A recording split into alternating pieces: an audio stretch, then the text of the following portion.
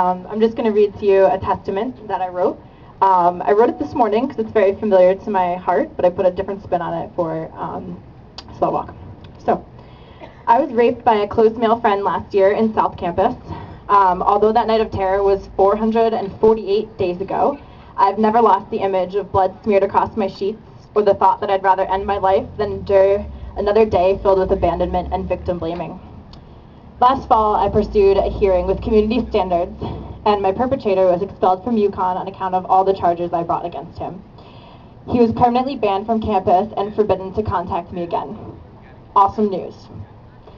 2 weeks following the expulsion of my rapist, I found myself eating dinner in a dining hall with my friend Rachel, who's right there. She's awesome. Just as one might notice a cool breeze in the darkening of the sky before a storm, I felt a chill pass over me and felt someone graze my elbow. I looked over and saw my perpetrator seated 6 inches away from me.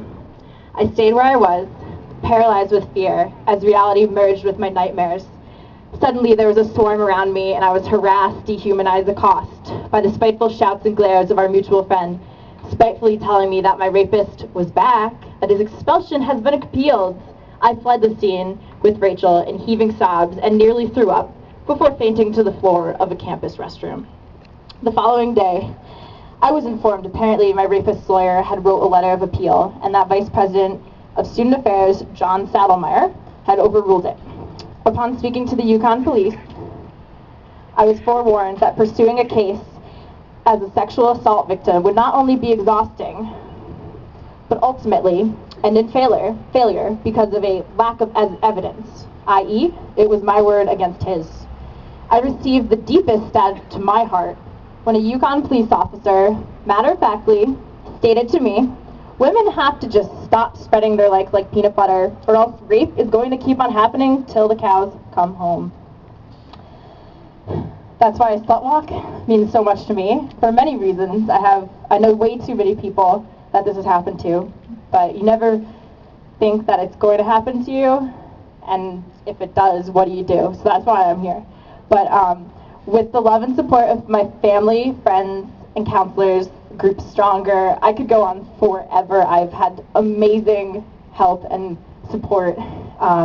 These past evils are now just echoes and resonate within me as the fuel that drives my passion to end sexual violence and victim blaming. I hope one day society will unflinchingly hold its members accountable for their actions. Until this happens, we must fight to eliminate victim blaming in order to support a victim of his or her sexual assault in transformation into a survivor, free of shame, blame, and harassment. It's time that society remove the scarlet letter placed upon its victims and instead put the blame on the only people that are at fault, the perpetrators. Thank you so much for listening.